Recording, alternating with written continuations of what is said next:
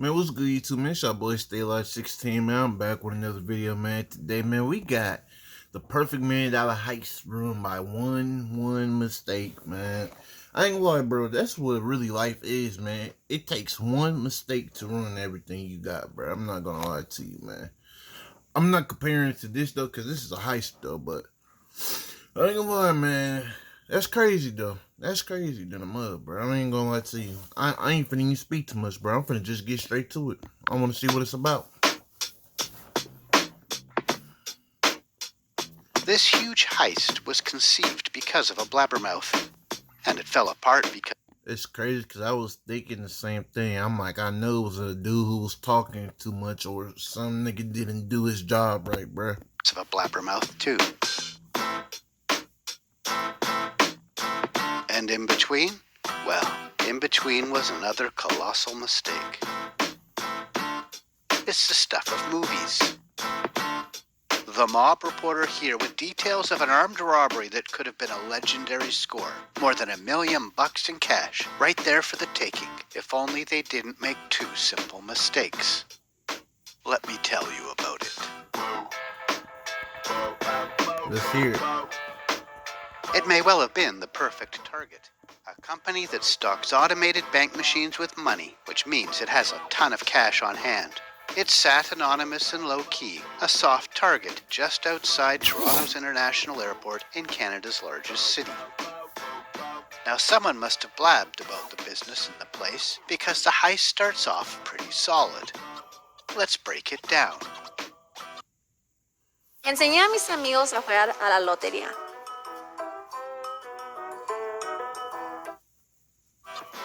Shortly after 9 a.m., two masked men jumped a female employee on her way into work and pushed her at gunpoint to the front door.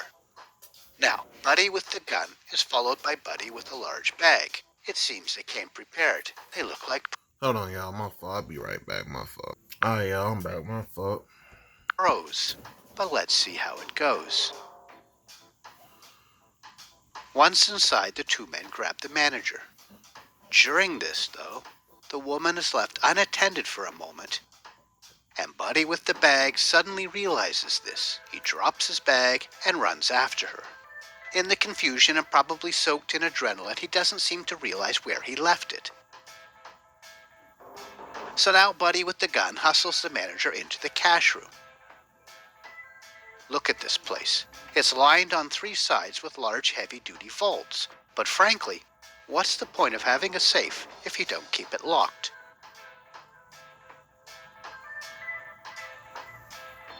We can see that Buddy with the gun has an extended mag in his pistol, which is prohibited in Canada, and Buddy who brought the bag seems to realize at this point that he no longer has the bag and looks for an alternative. He grabs the bag off the shelf and starts stuffing cash into it, but it is small. So small. They aren't getting rich off of that bag, and he knows it. He leaves for a moment. We don't see what he does, Fucking idiot. but he's probably looking for his bag, but returns empty-handed. Buddy with the gun must be thinking, dude, you had one job. Then Bagman sees the lined garbage can. The garbage can bag is big. I can almost feel his relief through the lens.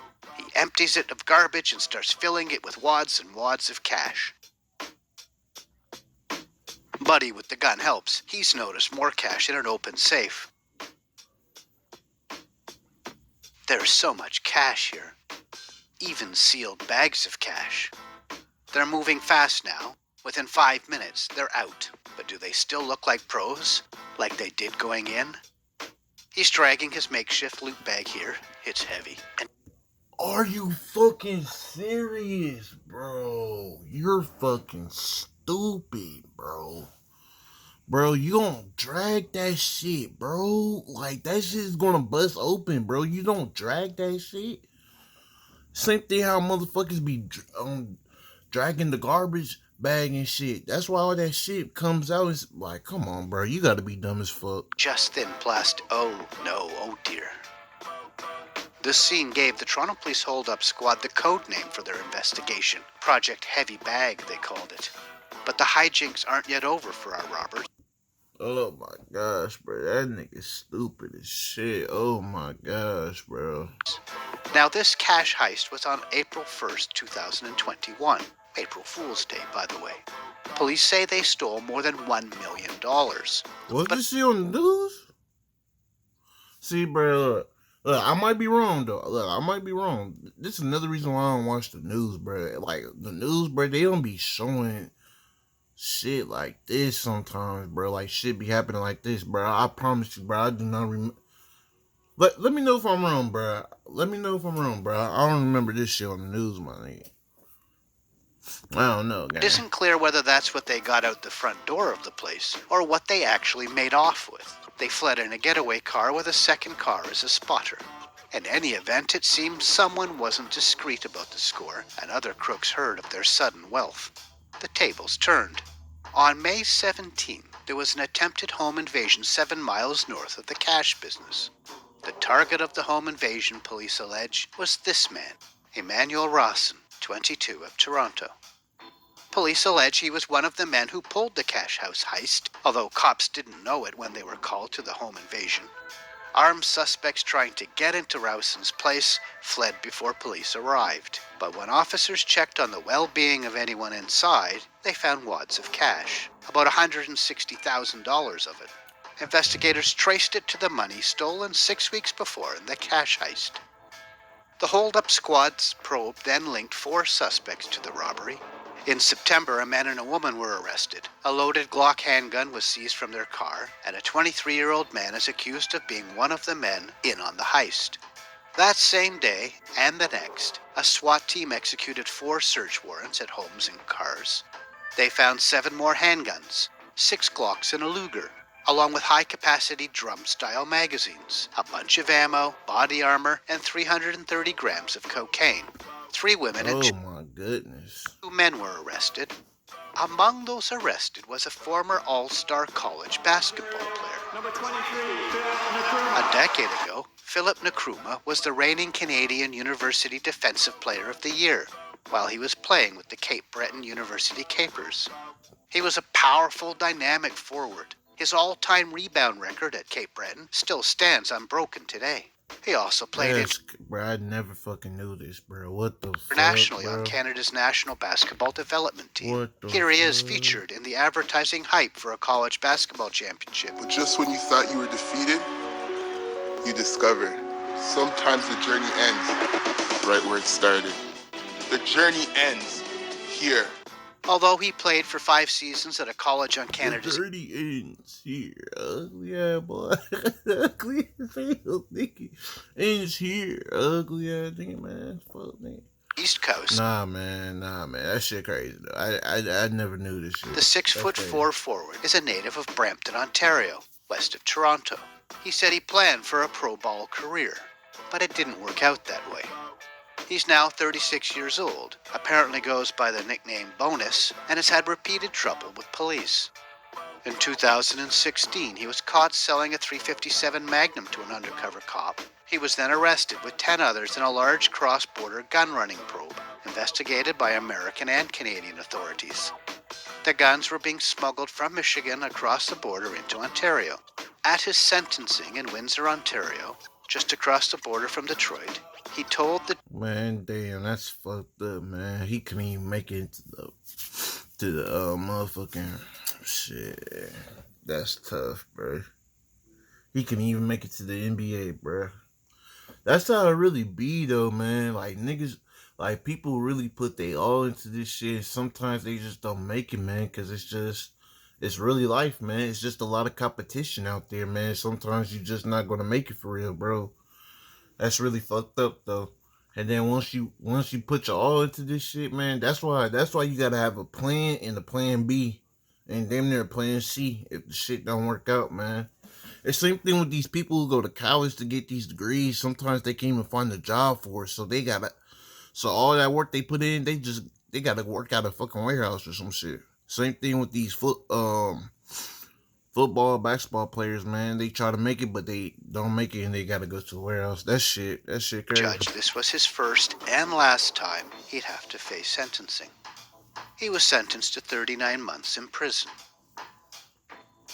This spring, he was one of 10 people arrested north of Toronto in a large break-and-enter investigation.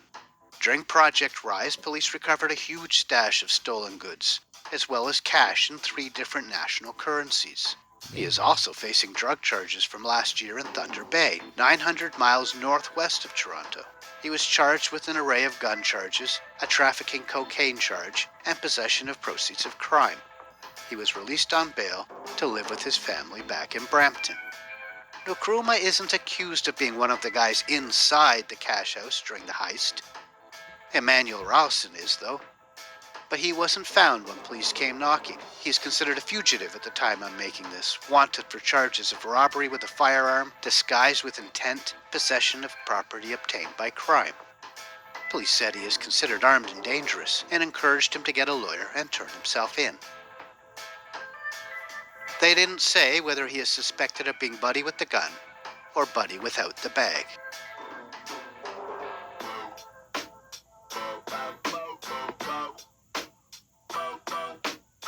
Thanks for watching, and please subscribe. Do it. Do it now. Bro, that shit is so dumb. Thank you.